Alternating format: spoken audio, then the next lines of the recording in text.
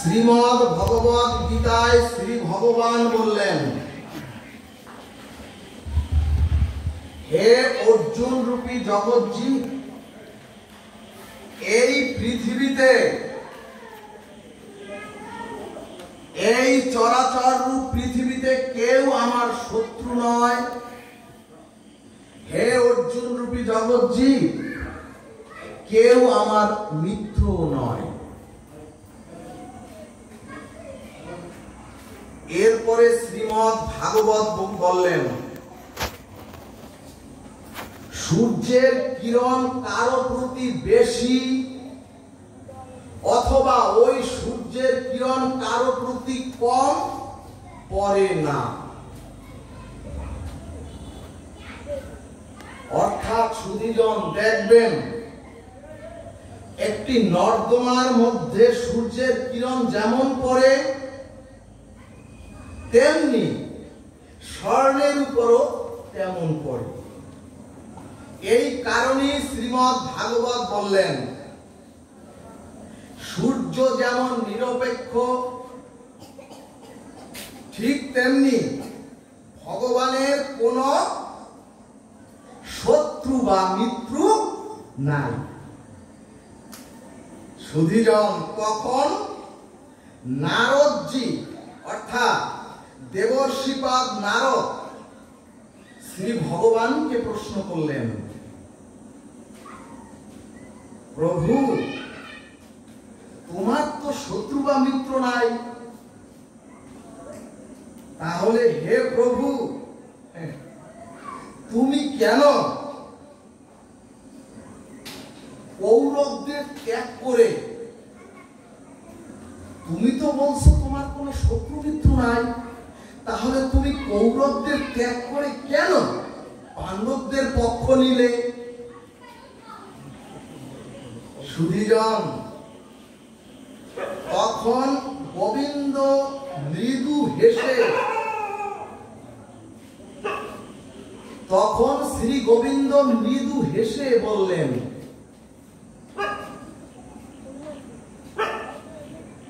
হে নারদ, আমি পাণ্ডবদের পক্ষ নেইনি, আর আমি ভগবান কৌরবদের পক্ষ নেইনি। তখন দেবর্ষিপাদ আবার জিজ্ঞেস করলেন, তাহলে প্রভু তুমি কার পক্ষ নিলে? ভক্তগণ, তখন অনাদির আদি পরম পুরুষ পরমেশ্বর ভগবান শ্রীকৃষ্ণ বললেন,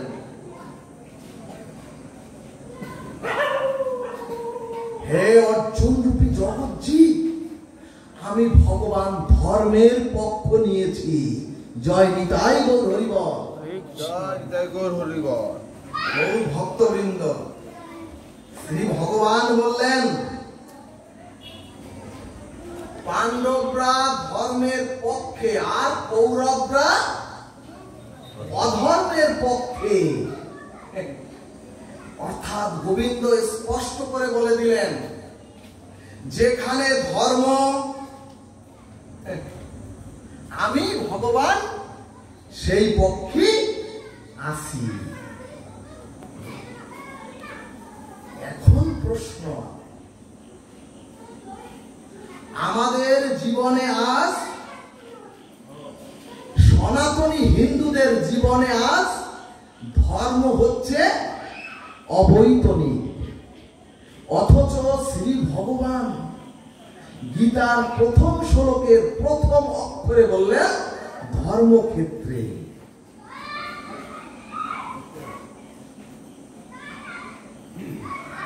আজ আমাদের সনাতনী হিন্দু সমাজে প্রতিটি মানুষের জীবনে ধর্ম হচ্ছে অবৈতনিক, আর টাকা পয়সা, পদমর্যাদা, বিত্ত বৈভব হচ্ছে বৈতনিক। এছাড়াও দেখবেন, হিন্দুদের বয়স যখন 60 বা 70 না হলে ধর্ম করার তাগিদ কেউ অনুভব করে না। বরঞ্চ যদি সনাতনী হিন্দু সমাজে কোনো কিশোর প্রসাদ বুঝি হয়, যদি সনাতনী হিন্দু সমাজের কোনো কিশোর তিলক ও তুলসীর মালা গ্রহণ করে,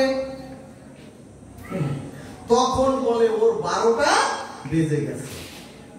কিন্তু অন্যান্য ধর্মের শিশুকাল থেকেই দেখবেন বাবার হাত ধরে তাদের উপাসনালয়ে যায়। আর হিন্দু ধর্মের বাবা মায়েরা বলে,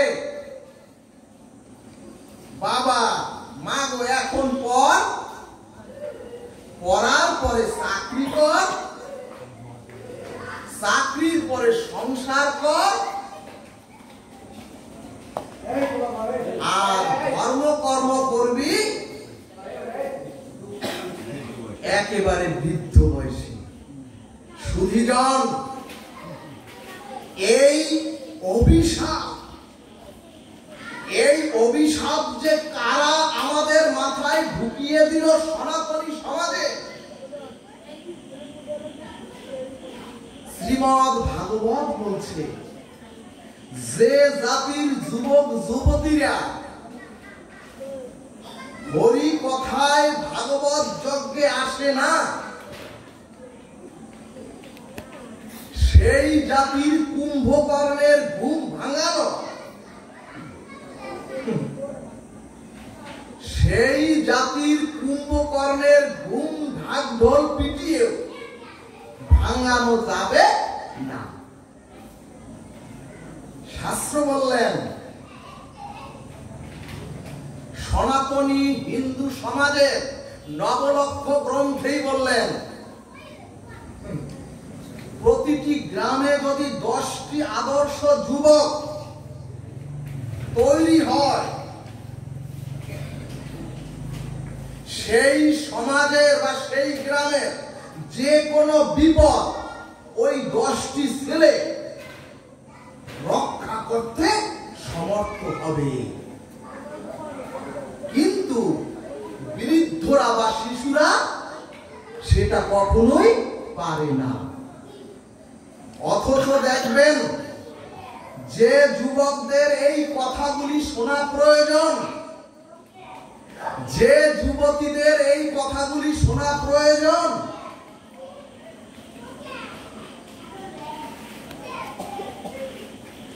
যারা সনাতনী হিন্দু জাতির মেরুদণ্ড এবং যারা এই সনাতনী জাতিকে রক্ষা করবে,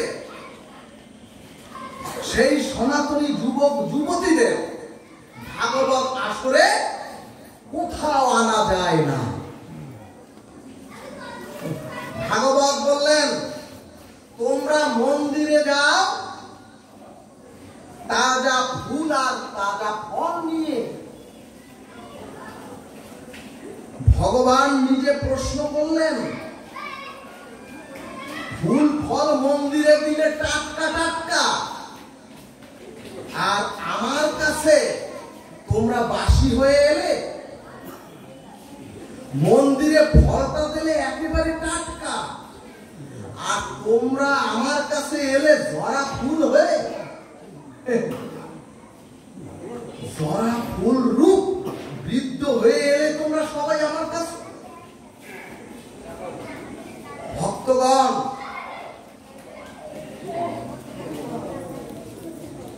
এরপরে শ্রী ভগবান বললেন, ওরে তোরা আমার পুজোয় ফল ফুল বাতাসা দেওয়ার জন্য এত উদ্গ্রীব কেন রে? ভগবান বললেন, ওরে আমার প্রয়োজন তোমাদের যৌবন রূপ, জীবের যৌবন রূপ ফুটার ফল। অর্থাৎ ভগবান বললেন, তোমাদের শ্রীনিবাস রূপী এই দেহটাকে আমার প্রয়োজন, এই দেহরূপ কলাকে আমার প্রয়োজন। অর্থাৎ ভগবান বললেন, আমার প্রয়োজন হচ্ছে তোমাকে, কাজী তোমরা সময় থাকতে তোমাদের দেহ মন জীবন যৌবন আমাকে একটু দাও। গৌর ভক্তবৃন্দ, সনাতনী হিন্দু জাতির সমাজ পতন, সনাতনী হিন্দু জাতির নৈতিক স্খলন এবং এত অধঃপতনের কারণ হচ্ছে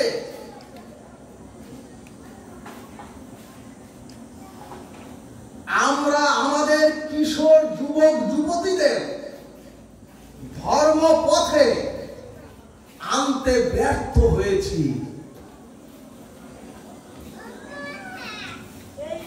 আমরা ধর্ম পথে আনতে ব্যর্থ হয়েছি। সুধীজন, কেন হিন্দু ঘরের মেয়েরা, কেন হিন্দু ঘরের মেয়েরা অন্য ধর্মে বিপদগামী হচ্ছে?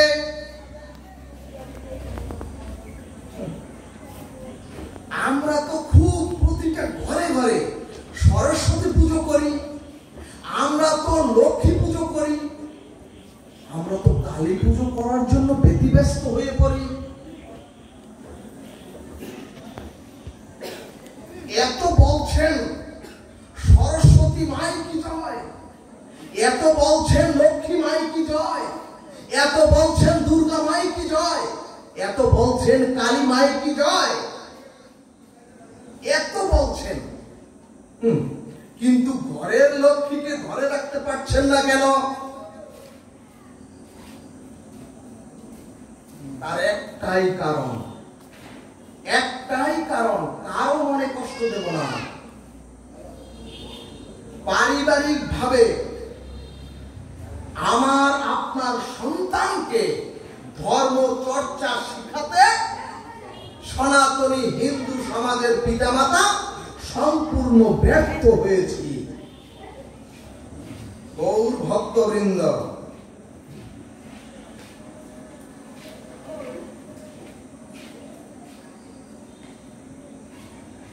ওই সৃষ্টিকর্তাকে হিন্দুরা মানে, মুসলিমরা মানে, বুদ্ধিস্টরা মানে, খ্রিস্টানরা মানে, জৈনেরা মানে, সকলেই সৃষ্টিকর্তাকে মানে। তো ওই সৃষ্টিকর্তাকে সকলেই বলে সর্বশক্তিমান।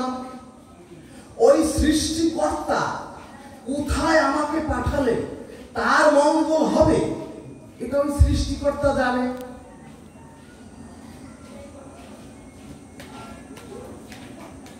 তাহলে আমাকে যেখানে ভগবান পাঠিয়ে দিলেন তার ভালোর জন্য, তার মঙ্গলের জন্য, জগতের মঙ্গলের জন্য, সেখান থেকে যদি আমি কোন রকম বিচ্যুত হই, অনাদির আদি সেই সৃষ্টিকর্তাকে তুমি ত্যাগ করলে, তোমার পিতা মাতাকে তুমি ত্যাগ করলে, তুমি ধর্মকে ত্যাগ করলে, ভাগবত বলছে তোমার মতো 2-4 কুড়িও যদি সনাতনকে বাদ দিয়ে যাও, এই সনাতনের কিচ্ছু হবে না, আর কষ্ট দেব না। ভক্তগণ, সমাজকে জাগানোর জন্য মহাপ্রভু 24 বছর বয়সে গৌরীয় বিজয় পতাকা হাতে নিয়ে মাকে ত্যাগ করে, বিষ্ণু প্রিয়াকে ত্যাগ করে গৌর হরি সমস্ত পাণ্ডিত্য জীবের কল্যাণে দেওয়ার জন্য, বিলিয়ে দেওয়ার জন্য বেরিয়েছিলেন। প্রহ্লাদ মহারাজ ভাগবতে বললেন, কৌমারং আচারিত প্রাজ্ঞ ধর্ম ভাগবতম। যদি ভাগবত ধর্ম গ্রহণ করে জগৎ জীব জন্ম মৃত্যু জরা ব্যাধি রূপ অভিশাপ থেকে মুক্ত হতে চাও, তোমরাও তোমাদের সন্তানকে, তোমরাও সকলে কিশোর বয়সে শুরু করো। কিন্তু হিন্দুদের দুর্ভাগ্য, তারা পরিবারে সকাল সন্ধ্যা প্রার্থনা, সকাল সন্ধ্যা গীতা পাঠ করেন না। শ্রীমদ ভগবত গীতায় বললেন ত্রিসন্ধ্যা মুক্তিগৃহিণী। এখানে যদি 500 লোক থাকেন, আমি বুকে হাত দিয়ে বলছি 5টি লোকের গৃহে ত্রিসন্ধ্যা হরিনাম হয় না, ত্রিসন্ধ্যা আনহিক হয় না। সেই জাতির অধঃপতন কে ঠেকাবে? আবার দেখবেন পূজা পার্বণের নামে, তারক ব্রহ্ম হরিনামের নামে শুধুই হরি হাল্লোর আর লাইট প্যান্ডেলে, কিন্তু সমাজ জাগানোর চেতনা কোথায়? হিন্দু জাতির আত্মচৈতন্য বোধ জাগৃত করার চেতনা কোথায়? সমাজ জাগাবার চেতনা জাগৃত হয় একমাত্র সাধু মুখে হরিকথায় আর ভাগবত অমৃত সুধায়। গৌর ভক্তবৃন্দ, সনাতনী হিন্দুরা আমরা ভগবানকে মানি। যার কাছে জিজ্ঞেস করবেন, একজন বৈষ্ণবের কাছে জিজ্ঞেস করবেন ভগবানকে মানে, হরিচাঁদ মতুয়াদের কাছে জিজ্ঞেস করবেন ভগবানকে মানে। কিন্তু ভাগবত বলছে ভগবান কে, তাই সনাতনী হিন্দুরা জানে না। গৌর ভক্তবৃন্দ, শ্রীমদ ভগবত গীতা 11 অধ্যায়ের বিশ্বরূপ দর্শন যোগে 54 নম্বর শ্লোকে ভগবান বললেন, জ্ঞাতুং দ্রষ্টুং চ প্রত্যেন প্রবিষ্টুং চ পরন্তপ। শ্রী ভগবান বললেন, তোমরা প্রথমে আমাকে জানো, আমাকে জানার পরে তোমরা আমাকে দর্শন করো, এবং দর্শনের পরে তোমাদের অপরোক্ষ অনুভূতির দ্বারা তোমরা সকলে আমার মধ্যে প্রবেশ করো। তাহলে প্রথমে বললেন আমাকে জানো, তারপরে বললেন আমাকে দর্শন করো। সর্বোপরি তোমাদের যে জ্ঞান রূপ অপরোক্ষ অনুভূতি আমি দিয়েছি, সেই জ্ঞান রূপ অপরোক্ষ অনুভূতির দ্বারা তোমরা আমার মধ্যে প্রবেশ করো। এখন প্রশ্ন, ভগবানকে জানাটা কেমন?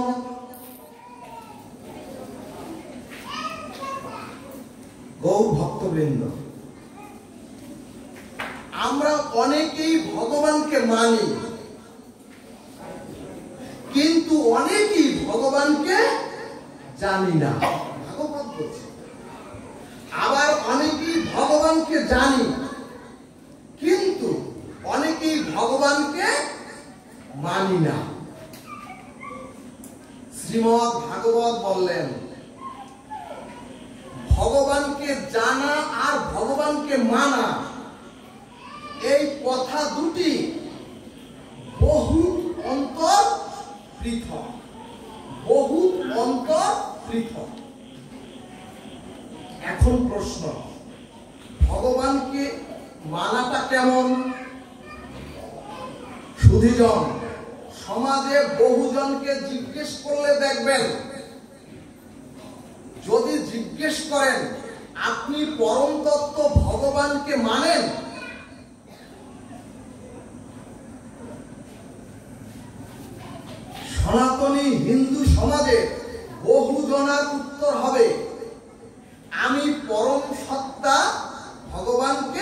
মানি। ভক্তগণ, প্রায়শ এই প্রশ্নের উত্তরে আমরা বলি পরম তত্ত্ব শ্রী ভগবানকে আমরা মানি, কিন্তু তাকে যদি পুনরায় প্রশ্ন করেন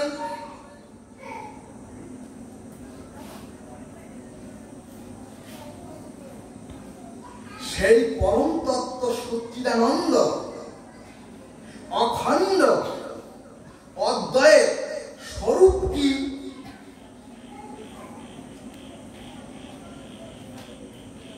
সেই পরম তত্ত্ব অখণ্ড অদ্বয় ভগবানের ধাম কি যদি তাকে জিজ্ঞেস করেন, সেই অখণ্ড পরব্রহ্মের তত্ত্ব স্বরূপ কি এবং সচ্চিদানন্দ তত্ত্বটা কি? সুধীজন, যারা বলেন আমরা ভগবানকে মানি, তারা এর উত্তর দিতে সমাজে পারেন না। অর্থাৎ স্বরূপত তত্ত্বত অখণ্ড পরতত্ত্ব ভগবানের স্বরূপ আমরা সনাতনী হিন্দুরা জানি না। গৌর ভক্তবৃন্দ, আমরা ঈশ্বর সত্তাকে স্বীকার করে মানি, কিন্তু ঈশ্বরের অখণ্ড পরম তত্ত্বকে আমরা সকলে জানি না। প্রথমেই বলছি কথাটা, জানা আর মানা এই কথা দুটি বহু অন্তর পৃথক। এরপরে বিপরীতে যারা বলে আমরা ঈশ্বরকে মানি বা ঈশ্বরকে জানি, তাকে যদি কয়েকটি প্রশ্ন করেন, আপনি ঈশ্বরকে কি রূপে জানেন, তখন তিনি উত্তর দেবেন ঈশ্বর হচ্ছেন পরম ব্রহ্ম এবং ঈশ্বর এই অনন্ত বিশ্ব ব্রহ্মাণ্ডের সকল অণু পরমাণুতে যিনি ব্যক্ত এবং যিনি অনন্ত বিশ্ব ব্রহ্মাণ্ডে যিনি স্থিতি এবং যিনি বর্তমান। এরপরে উত্তর দিবেন ঈশ্বর হচ্ছেন অনন্ত বিশ্ব ব্রহ্মাণ্ডের স্রষ্টা এবং প্রতিপালক। ভক্তগণ, এইভাবে যিনি জানেন, তাকে যদি আবার প্রশ্ন করেন, তাহলে ওই অনাদির আদি গোবিন্দ পরম পুরুষ পরমেশ্বর ভগবান ঈশ্বরের স্বরূপ কি, এই প্রশ্নে নির্বিশেষবাদীগণ বলবেন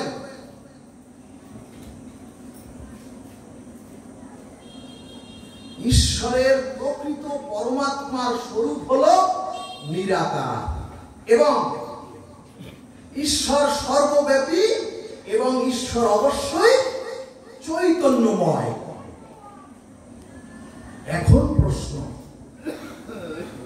যে বস্তু চেতন সে তো সব দেখে, যে বস্তু চেতন সে তো সব পরিচালনা করে এবং যে বস্তু চেতন তিনি তো সবকিছুর নিয়ন্ত্রণ। তাহলে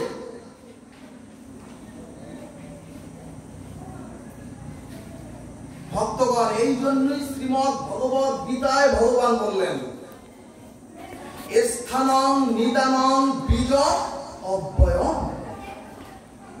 অর্থাৎ ভগবান বললেন আমি হচ্ছি প্রভু, আমি হচ্ছি গতি, আমি হচ্ছি সাক্ষী এবং আমি হচ্ছি জীবের একমাত্র নিবাস এবং আমি হচ্ছি সমস্ত সৃষ্টির অব্যয় বীজ। তাহলে সুধীজন,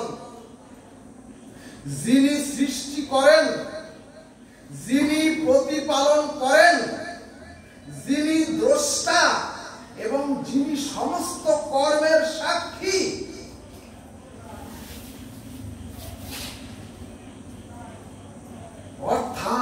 যিনি ঈশ্বরকে এভাবে জানেন এবং তিনি যদি শাস্ত্রীয় শুভমঙ্গল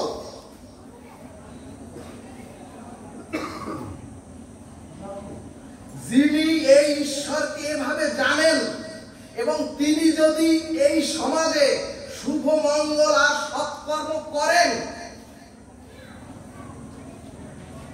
আর যদি কেউ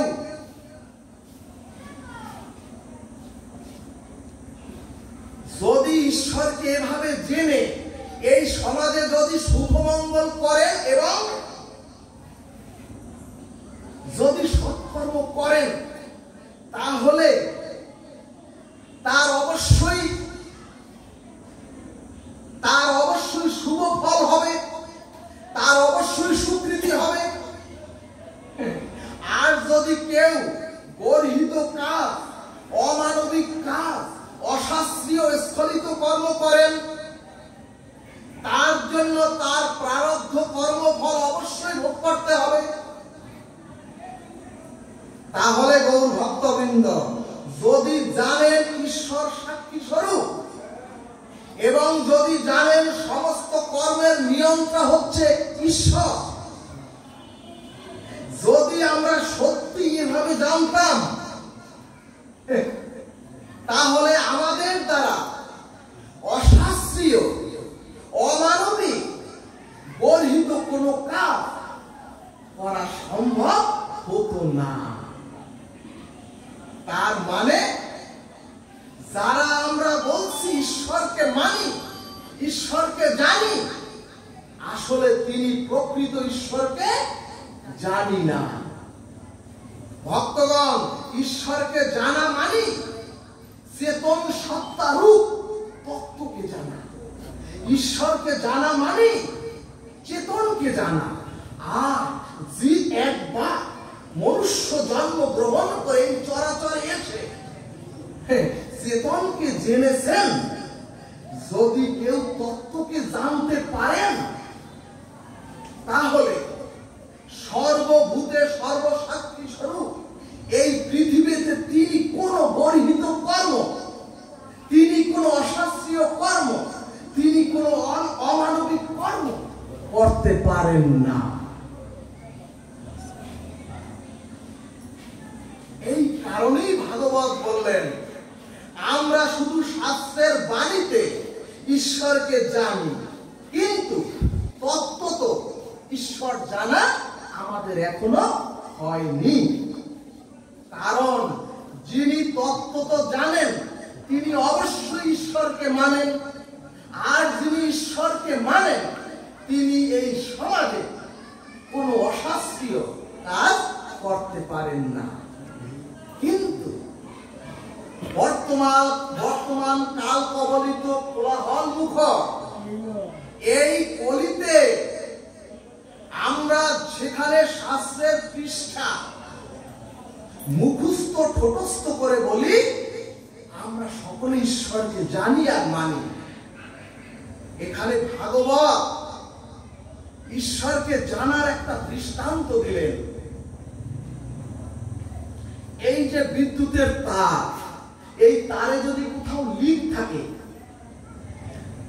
আর যদি আপনি জানেন এই তারের লিকে আমি স্পর্শ করলে আমাকে বিদ্যুৎ স্পৃষ্ট করবে এবং আমি পরে গিয়ে ছটফট করব, এটা যদি কেউ জানে, তাহলে জেনে কেউ কখনো ওখানে হাত দিবে?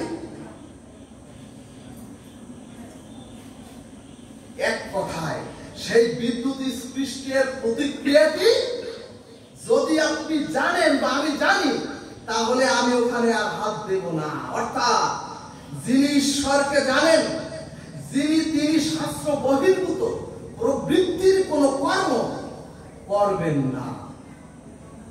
এর মানে প্রকৃত ঈশ্বরকে জানা, এর অর্থই প্রকৃত ঈশ্বরকে মানা। কিন্তু আমরা ঈশ্বরকে জেনেছি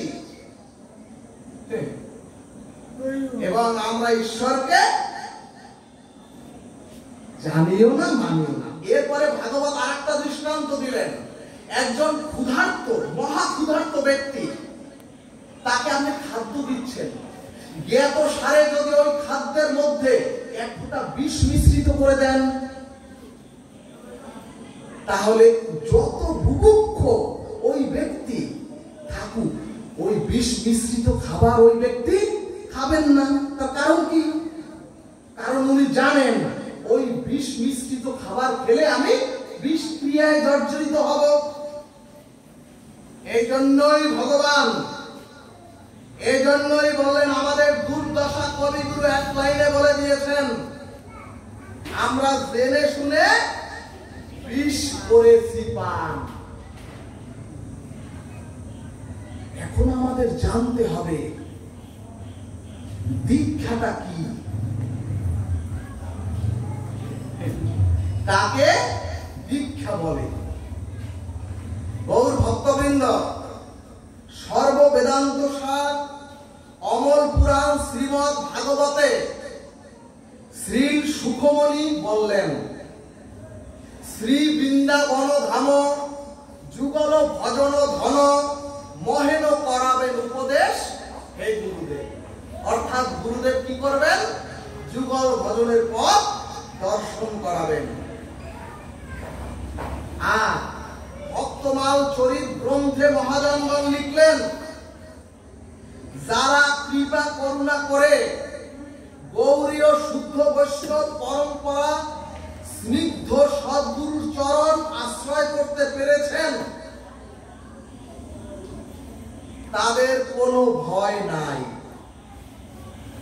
কিন্তু এখন সমাজে শুদ্ধ বৈষ্ণব পরম্পরা সদ্গুরুর দ্বারা বাস্তব দীক্ষা হয় না। এখন যা হয় বা যা হচ্ছে প্রায় সবই তথাকথিত দীক্ষা। তাহলে ভাগবত বললেন, একটি হচ্ছে বাস্তব দীক্ষা, আরেকটি হচ্ছে তথাকথিত দীক্ষা। এখন প্রশ্ন আসবে, তাহলে বাস্তব দীক্ষাটা বা তথাকথিত দীক্ষাটা কেমন? যারা ভাবেন সদ্গুরুর কৃপা না হলে পাপমুক্ত হওয়া যাবে না, যারা ভাবেন বা বলেন সদ্গুরুর দীক্ষা না নিলে হাতের জল শুদ্ধ হবে না, যারা হিন্দু সনাতনী সমাজে ভাবেন দীক্ষা না নিলে জীবনে সুখী হওয়া যাবে না, আবার অনেকে ভাবেন আমি ধনাঢ্য, আমি এই সমাজের হর্তাকর্তা, সুনামশালী ব্যক্তি, আমি যদি অমুক গুরুর কাছ থেকে দীক্ষা নেই তাহলে অমুক গুরু সমৃদ্ধশালী হবে, অর্থাৎ ওই গুরুর অনেক প্রচার হবে, অনেকেই ওই গুরুকে ধন্য করতে চায়। অর্থাৎ যদি হাতের জল শুদ্ধ করতে চান, অর্থাৎ যদি কামনা বাসনা পূরণের জন্য দীক্ষা গ্রহণ করেন,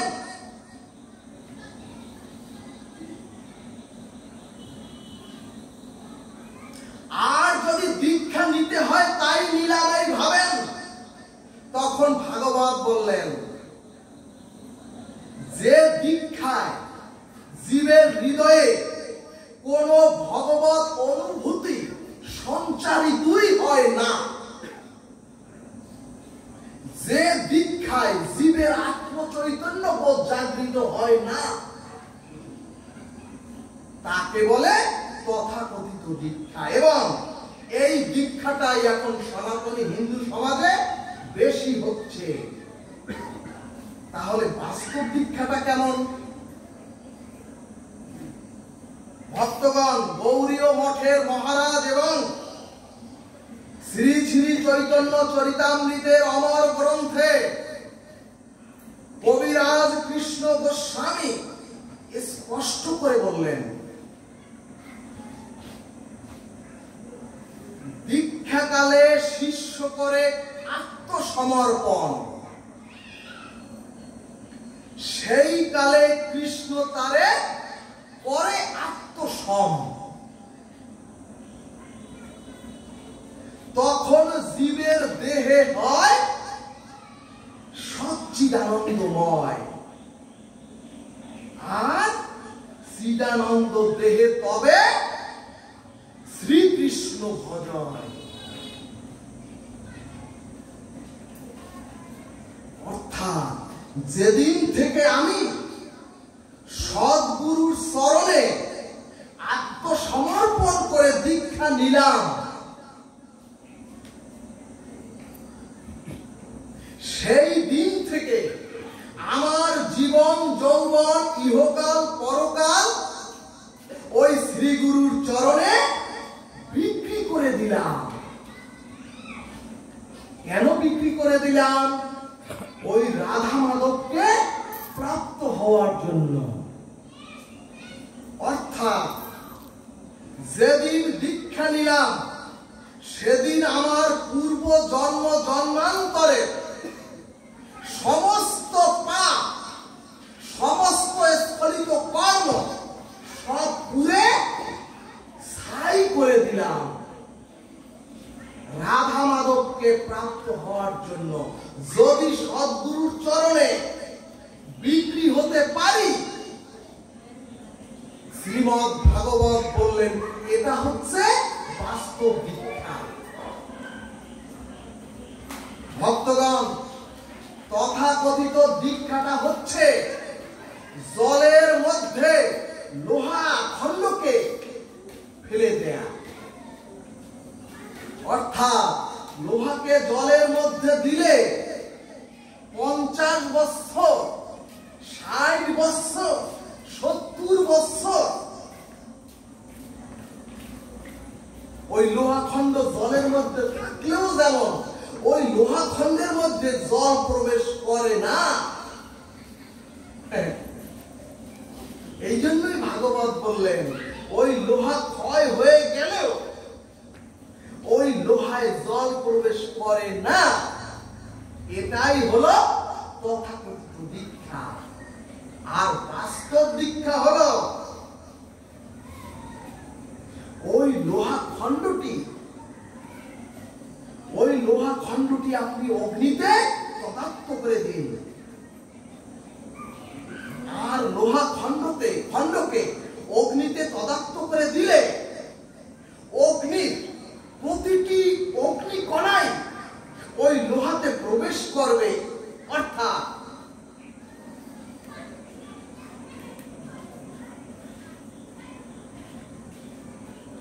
যেদিন সদ্গুরুর চরণে আত্মসমর্পণ করলাম,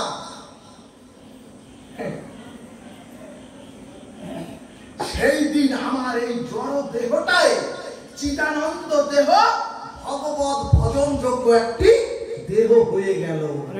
জয় নিতাই গৌর হরিবল। গৌর ভক্তবৃন্দ, বাস্তব দীক্ষা কেমন বাস্তব দীক্ষায় চিদানন্দ দেহ হয়?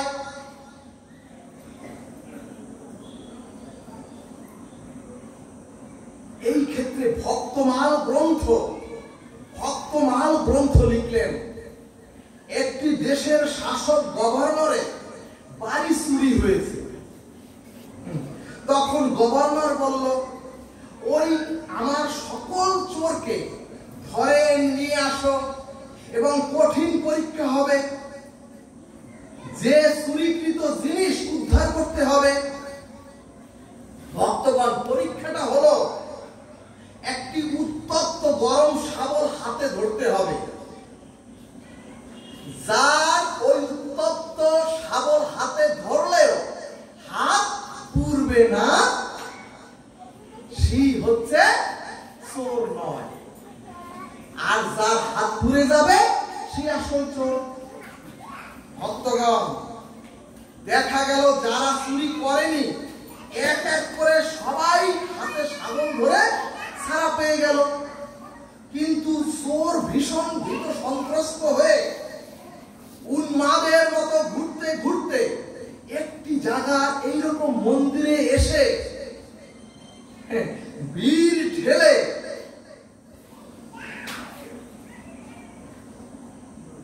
একজন পাঠক আচার্যের মুখে শুনলেন, যদি শ্রীকৃষ্ণ যুগল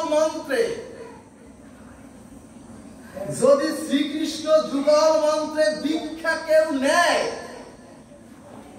তাহলে সেই সময় থেকে তার পূর্ব জন্ম আর থাকে না। অর্থাৎ যুগল মন্ত্রে দীক্ষা নিলে তার পুনর্জন্ম হয়ে যায়। তখন চোর ভাবলো, আমার পরীক্ষা তো কাল দুপুরে, তাহলে যদি আমি আগামীকাল সকালে দীক্ষাটা নিতে পারি যুগল মন্ত্রে, তাহলে তো আমার পুনর্জন্ম হবে। এবং গতকালকে আর যদি আমার পুনর্জন্ম হয়, তাহলে গতকালকে যে আমি চুরিটা করেছি সেটা তো আমার পূর্ব জন্মে চলে যাবে, আর আমাকে সাজা ভোগ করতে হবে না। ভাগবত বললেন, হরি কথাতে সুদৃঢ় বিশ্বাসে, হরি কথাতে সুদৃঢ় বিশ্বাসে ওই চোরের সুবুদ্ধি জাগৃত হল এবং খুব ভোরে চোখের জলে শ্রী গুরুদেবের চরণে গিয়ে বললেন, ঘনিষ্ঠ হয়ে। ভক্তগণ, চোরের বেকুলতা আকুলতা দেখে গুরুদেব যুগল মন্ত্র কানে দিয়ে দিলেন, দিয়ে ওই শিষ্যকে স্বীকার করে নিলেন। ভক্তগণ, ওই চোর দৃঢ় বিশ্বাসে নির্ভয়ে, ওই যে দৃঢ় বিশ্বাস, দুপুরে বিচারে হাসি মুখে জ্বলন্ত শাবল, লোহার শাবল হাতে ধরলেন, দুইও হাতে মুষ্টি করে, কিন্তু হাত ঘুরল না।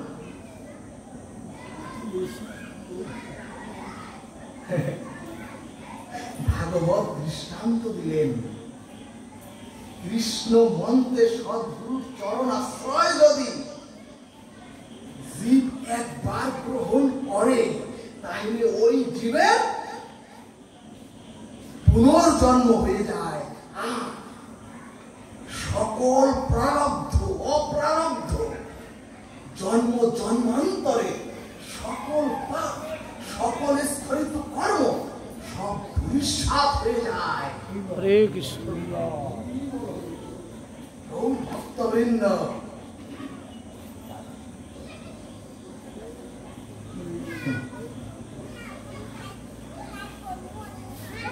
তাহলে কেমনে শ্রবণাঙ্গ ভক্তি, কেন এত মহিমা?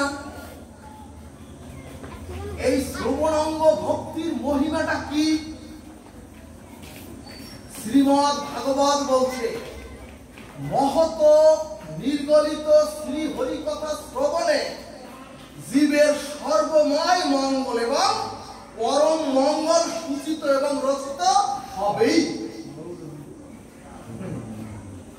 হরিকথার মহিমা প্রসঙ্গে বলতে গিয়ে শ্রীমদ্ ভাগবত বললেন, ভাগবতের প্রিয় সখা, ভগবানের প্রিয় সখা তৃতীয় পাণ্ডব অর্জুন, এই অর্জুনের স্ত্রী সুভদ্রার গর্ভে যখন অভিমন্যু, তখন অর্জুন তার স্ত্রীর গর্ভের সন্তান অভিমন্যুকে চক্রপুহে প্রবেশের কথা বলছিলেন। ভক্তগণ, অর্জুন ভগবানের প্রিয় সখা ও ভক্ত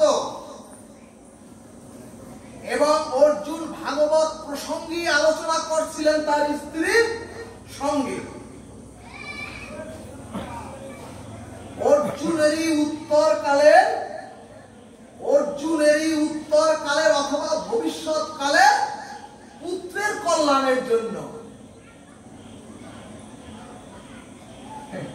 এবং সেই ভাগবতীয় আলোচনায় চক্রগুহে প্রবেশের কথা তৃতীয় পাণ্ডব অর্জুন যখন বলছিলেন, তখন তার স্ত্রী উত্তরা গাঢ় কর্ণে শুনছিলেন ভাগবত অমৃত সুধা। জগৎজীবকে গাঢ় কর্ণে শুনতে হবে। কিন্তু ভক্তগণ যখন চক্রব্যূহ থেকে নির্গমনের সংবাদটি অর্জুন ব্যাখ্যা করতেছিলেন, তখন সেই বহির্গমনের তত্ত্ব ব্যাখ্যা যখন শ্রবণ করাচ্ছিলেন,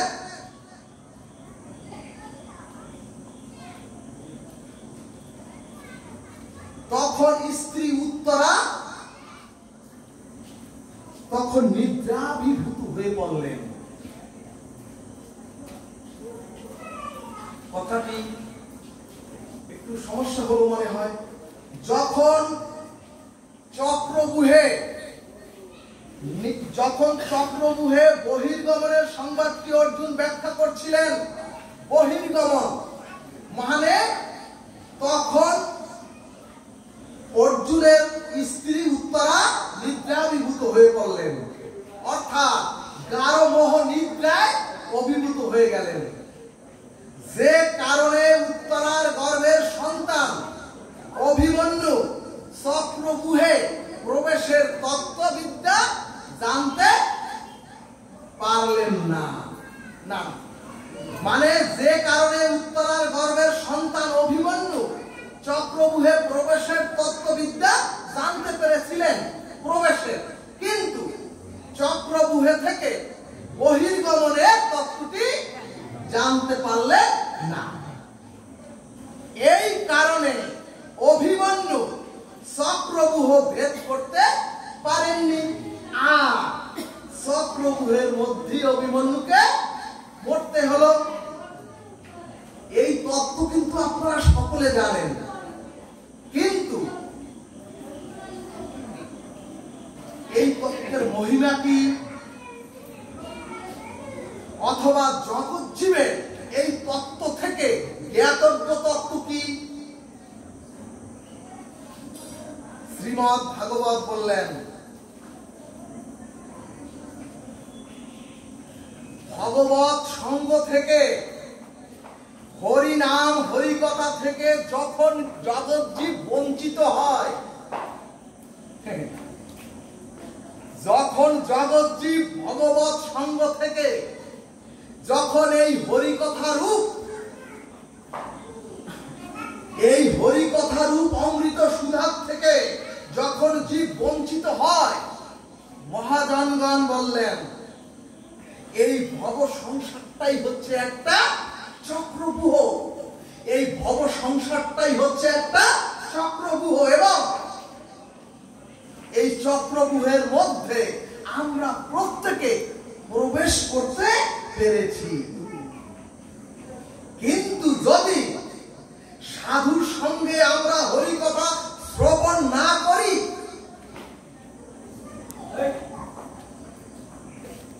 যদি হরিকথারূপ এই অমৃত সুধা গ্রহণ করে, যদি যুগল নিরন্তর যুগল মন্ত্রের সাথে, অর্থাৎ তারক ব্রহ্ম হরিনামের সাথে যদি আমরা যুক্ত না থাকি, তাহলে এই ভব সংসার রূপ চক্রব্যূহ থেকে আমরাও বেরোতে কেউ পারবো না।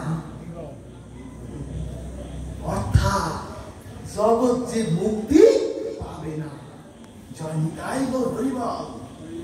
ভক্তগণ, ভাগবত বলছে তস্মিন মুখা মহামূর্খিরত মাধবী চরিত্রা, অর্থাৎ যদি মহতের মুখে মুখরিত হরি গুণাগুণ শ্রবণ কীর্তন না করা যায়, তাহলে সংসার চক্রব্যূহে আমরা জন্মগ্রহণ করে প্রবেশ করেছি, কিন্তু এর থেকে আমরা মুক্তির পথ, এর থেকে আমরা উদ্ধারের পথ, এর থেকে আমরা ওই নিত্য ধামে ভৌম গোলক বৃন্দাবনে যাওয়ার পথ, ওই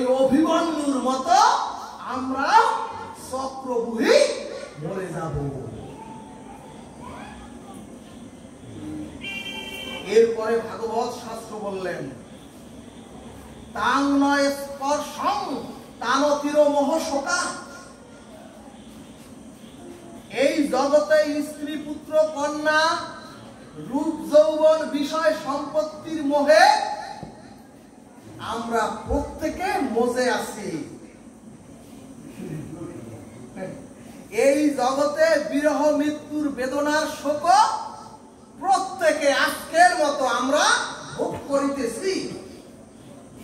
কিন্তু এই ভয় শোক মোহ এই তিন অবিদ্যাকে দূরীভূত করবার একমাত্র উপায় হচ্ছে মহান মুখরিত সাধু সঙ্গে হরিকথা শ্রবণ।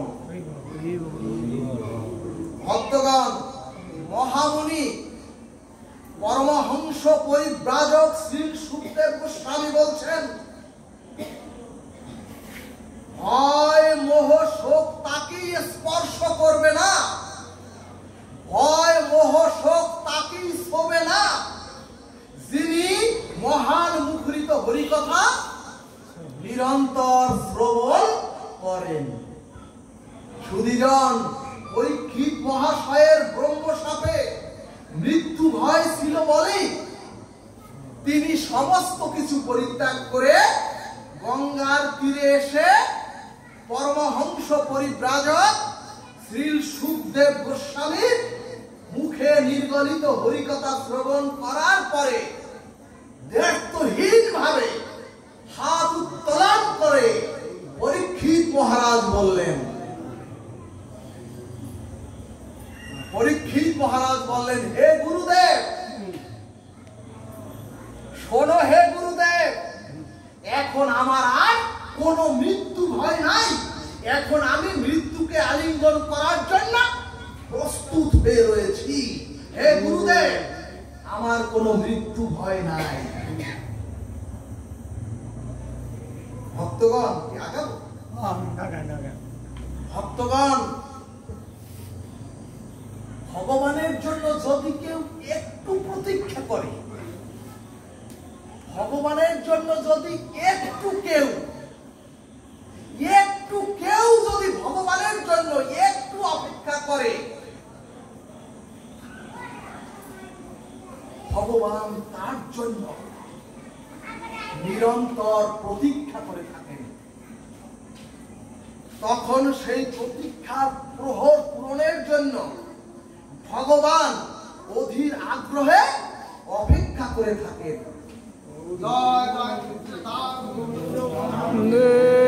হরি হরি বলো, হরি।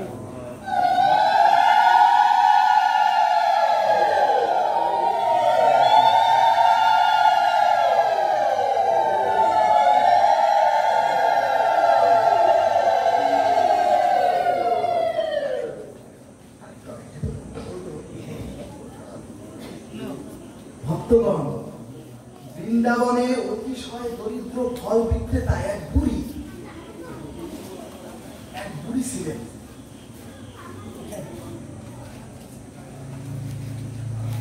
সেই বুড়িমার একদিকে শত সহস্র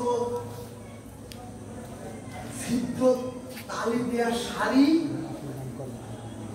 অর্থাৎ একদিকে দরিদ্রের কষাঘাত, অন্যদিকে স্বামী পক্ষাঘাতগ্রস্ত হয়ে গৃহে পড়ে থাকা। তবুও গোবিন্দকে পাবার প্রতীক্ষায় প্রতিদিন সেই বুড়িমা ফল বিক্রি করতে করতে একদিন সেই ছেঁড়া কাপড় রুগ্ন দেহ নিয়ে নন্দালয়ের সামনে এসে বললেন, ফল নেবে গো, ফল নেবে। ভক্তগণ, তখন ওই গোবিন্দ রূপী ছোট্ট গোপাল মনে মনে বলছেন, আমি তো তোমার আশার অপেক্ষায়, আমি তো তোমাদের আশার অপেক্ষায় অপেক্ষমান। যাচ্ছি গো মা। ভক্তগণ, ভক্তরাই শুধু ভগবানের জন্য অপেক্ষা করেন না, এই ভক্তের থেকে কোটি কোটি গুণ বেশি অপেক্ষা করেন ভগবান ভক্তের। সুধীজন, যেই বুড়িমার দূর থেকে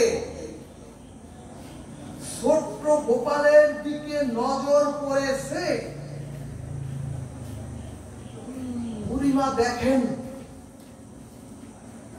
ছোট্ট ছোট্ট নুপুর যুক্ত ওই গোপালের শ্রীচরণ। ওই বুড়িমা দেখেন ময়ূর পুচ্ছটা গোবিন্দের জল জল করছে। বুড়িমা দেখেন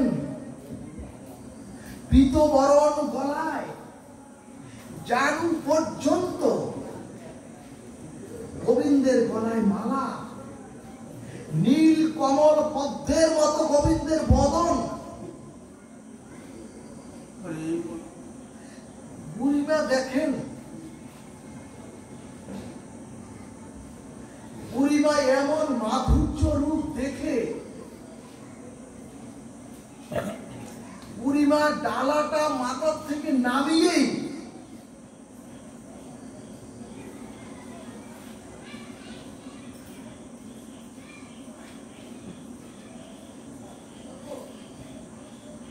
গোপালের দিকে তাকিয়ে বুড়িমা ভাবছে, ওরে ওরে একে পাওয়ার জন্যই, একে দেখার জন্যই, একে প্রাপ্ত হওয়ার জন্যই কি আমি সারাটা জীবন সাধনা করে বসে আছি।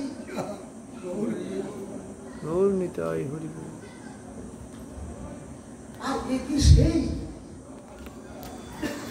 তখন আস্তে আস্তে আস্তে আস্তে গোপাল বুড়িমার সামনে গিয়ে বলছে, ওগো ওগো বুড়িমা, আমাকে একটা ফল দাও না।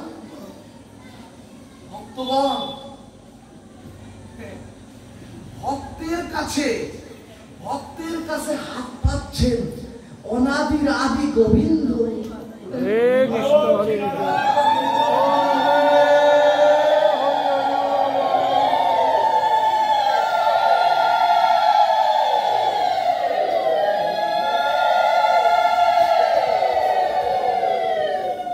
সুধীজন, আপনারা গীতায় পড়েছেন পত্রং পুষ্পং ফলং তয়ং যো মে ভক্তা প্রযচ্ছতি।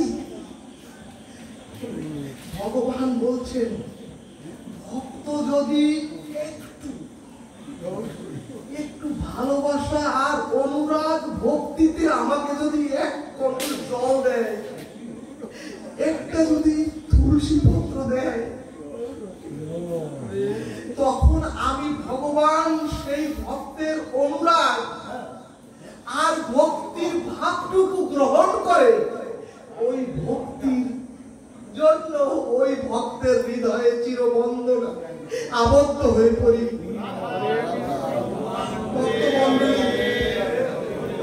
ভক্তমণ্ডলী, বুড়িমার ভগবানের জন্য তার অন্তরে যথেষ্ট ভাব ছিল বলেই বুড়িমা ফল দেওয়ার আগেই জগৎ প্রতিপালক গোবিন্দ তার কাছে হাত বাড়িয়ে দিলেন, আমাকে একটা ফল দাও না গো মা। তখন বুড়িমা বললেন,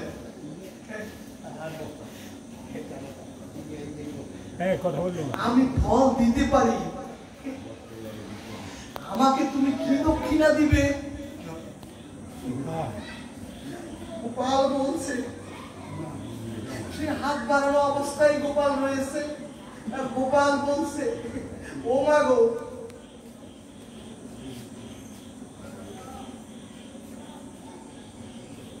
ও মা গো, দক্ষিণা বা এই যে তুমি মূল্যের কথা বলছো, মূল্য তো আমি জানি না। গোবিন্দ বলছে, তাছাড়া এই ব্রজে যারা আমাকে কিছু খাওয়ায়, এই ব্রজে যারা আমাকে কিছু দেয়, তারা তো কোনোদিন কোনো মূল্য চায় না গো বুড়িমা।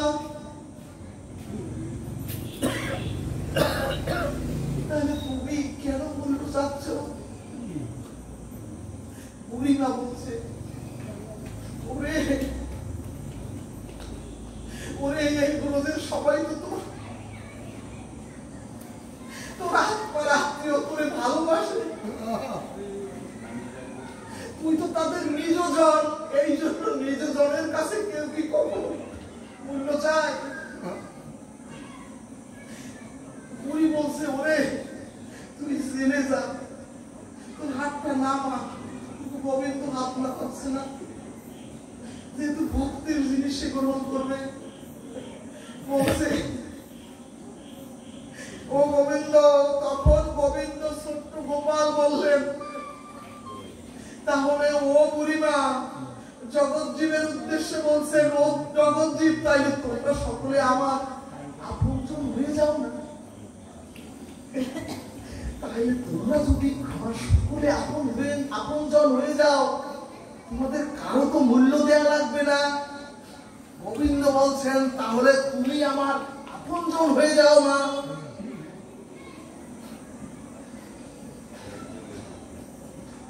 ভক্তগণ, এই চরাচরে যতদিন একজন মানুষও ভগবানের আপন না হতে পারবে, একজন মানুষও ভগবানের আপনজন থেকে দূরে থাকবে,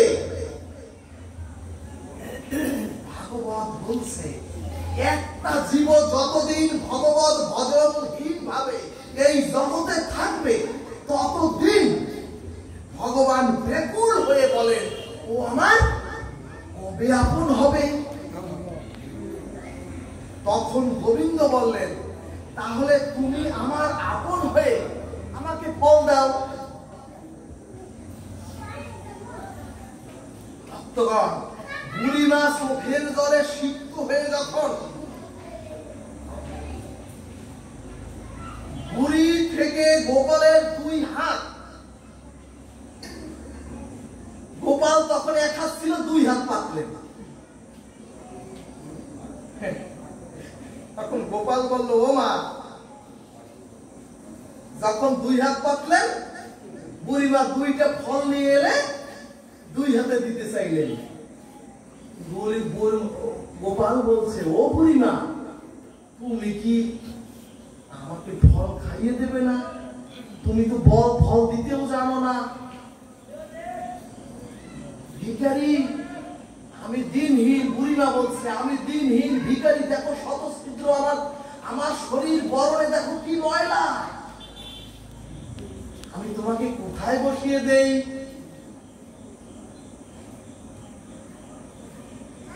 গোপাল বলছে, আমাকে না বসিয়ে, কোলে না বসিয়ে, আদর না করে কেউ তো আমাকে ফল দেয় না। দেখুন, ভক্তের হাতে ভক্তের অনুরাগ ফল পাওয়ার জন্য ভগবানের কি লোক। 1 হাত থেকে 2 হাত পাচ্ছেন। গোবিন্দ জগৎকে জানালেন, আমাকে যদি কিছু খেতে তোমরা দাও, আমাকে যদি 1 গণ্ডুর জল তোমরা দাও, তোমরা আমাকে ভালোবেসে অনুরাগী দাও। তখন বুড়িমা বললেন, দেখো গোপাল, আমার মলিন বসর, কত ধুলাকার মাটি আমার শরীরে, রোগ শোকে আক্রান্ত আমার শরীর, এর মধ্যে কোথায় বসাবো? যেই কথা বলেছে অমনি গোপাল ধপ করে এসে বুড়িমার কোলে বসে পড়লেন।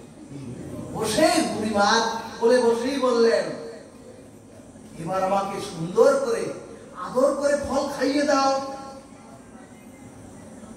তখন বুড়িমার শরীর পুলকিত হয়ে, প্রেমাশ্রু বর্ষণ হয়ে, সরভঙ্গ হয়ে, নিজ হাতে ঝুড়ি থেকে ফল তুলে গোবিন্দ সেবায় বুড়িমা নিজ হস্তে গোবিন্দকে সেবা করালেন।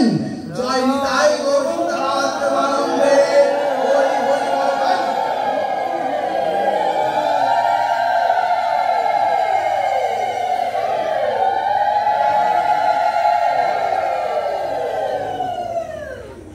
ভক্তজন, আমাদের মনুষ্য জীবন ধন্য হবে যেদিন ভগবানকে অনুরাগে,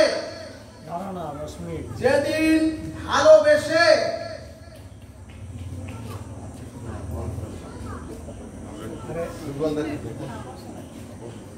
আমাদের মনুষ্য জীবন ধন্য হবে যেদিন ভগবানকে অনুরাগে ভালোবেসে, যেদিন আমরা সেবা করাতে পারবো। গৌর ভক্তবৃন্দ, গোপাল বুড়ির তখন গোপাল বাড়ির ভেতরে দৌড়ে গিয়ে, ভক্তগণ শ্রবণ করুন, আস্তে আস্তে। তখন গোপাল বাড়ির ভেতরে দৌড়ে গিয়ে মা যশোদা যে ধান শুকাতে দিয়েছিলেন উঠোনে, ছোট্ট গোপাল তার ছোট্ট হাতে সেই ধান নিয়ে যেই দৌড় দিয়েছে, ছোট্ট হাতের ফাঁকা থেকে সব ধান পড়ে গিয়ে যেই দুই একটি ছিল লেগে থেকে সেই দুই একটি বুড়িমার ঝুড়োতে দিয়ে দিলেন। ভক্তগণ, বুড়িমা দেহ মন প্রাণ সার্থক করে দুই একটি যা গোপাল দিয়েছে তাই নিয়ে বুড়িমা মাথায় করে কিছু দূর যেতে ঝুড়ি আর বুড়িমা বইতে পারছেন না, ঝুড়িটা ভারী হয়ে গেলেন। ভাগবত দৃষ্টান্ত দিলেন, ভগবানকে যদি জীবনে কিছু হৃদয় নিংড়ানো অনুরাগ প্রীতি ভালোবাসা জগৎজীব দিতে পারে, সেই দিন জগৎজীবের জীবন পাত্র মণি মানিককে ভরে যাবে। জয় নিতাই গৌর হরিবল। সুধীজন, বুড়িমা ঝুড়িটা নামিয়ে দেখলো গোপাল যে দুই একটা ধান হস্তে দিয়েছিল, গোপালের হাতের ছোঁয়ায় সমস্ত ঝুড়িটাই সোনার মোহরে ভরে গেল। জগৎজীবকে ভগবান সংকেত দিলেন, এই জগতে আপনি সর্বস্ব দিয়েও এ ভব সংসারে কারো মন আপনি জয় করতেও পারবেন না, কেউ আপনার আপন হবে না। কিন্তু সামান্য একটু ভালোবাসা ওই ভগবানকে দিলে ভগবান জীবকে ভরিয়ে দেয়। ভক্তগণ, বুড়িমা ঝুড়িটা মাথায় করে আবার নন্দালয়ে ফিরে এসে দেখেন গোপাল আনন্দে নৃত্য করিতেছেন। তখন চোখের জলে বুড়িমাও একটি উক্তি করেছিলেন, আর দূর থেকে রবীন্দ্রনাথ ঠাকুর উপলব্ধি করে লিখলেন, প্রভু দিলেন দুঃখী ভিখারিকে, স্বর্ণ হয়ে এলো ফিরে, প্রেমাশ্রু ঝরে দুটো নয়ন ভরে। কেন আগে দেয়নি আমার সকল শূন্য করে ওই ভগবানকে? ও গোপাল রে, সংসারের সবাইকে রূপ যৌবন সুখ সামর্থ্য সেবা দিয়ে ও গোপাল আঘাত ছাড়া তো আর কিচ্ছু কেউ দেয়নি, আর তোকে সামান্য বড় ফুল ফল বড় ফল দিয়েছি, আর তুই গোপাল আমার জীবন স্বর্ণ মানিককে ভরে দিলি। 10 মিনিট একেবারে শেষ করে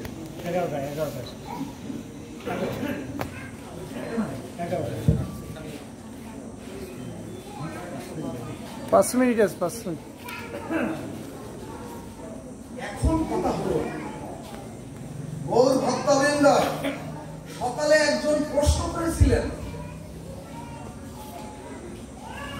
হরিনাম এই মহামন্ত্র উচ্চারিত না হলে তাতে আপনি ষোড়শ উপাচারে শ্রাদ্ধ করেন, আপনার পিতামাতা 70 উপাচারে করেন,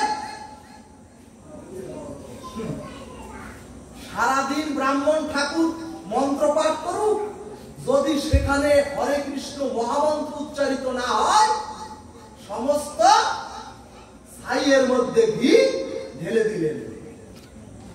এরপরে তিনি বলেছিলেন, তাহলে আর কোন প্রায়শ্চিত্ত হতে পারে না? ভক্তগণ, নবলক্ষ গ্রন্থের সর্বময় প্রায়শ্চিত্ত ছিল চন্দ্রায়ন প্রায়শ্চিত্ত। এই চন্দ্রায়ন যদি বলি, আধা ঘন্টা সময় লাগবে। চন্দ্রায়ন প্রায়শ্চিত্ত কি কলির জীবের পক্ষে সম্ভব নয়।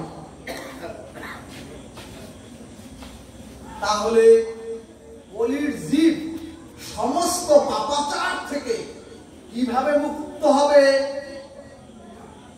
হরিভক্তি বিলাসে গোস্বামীপাদ সিদ্ধান্ত দিয়ে দিলেন,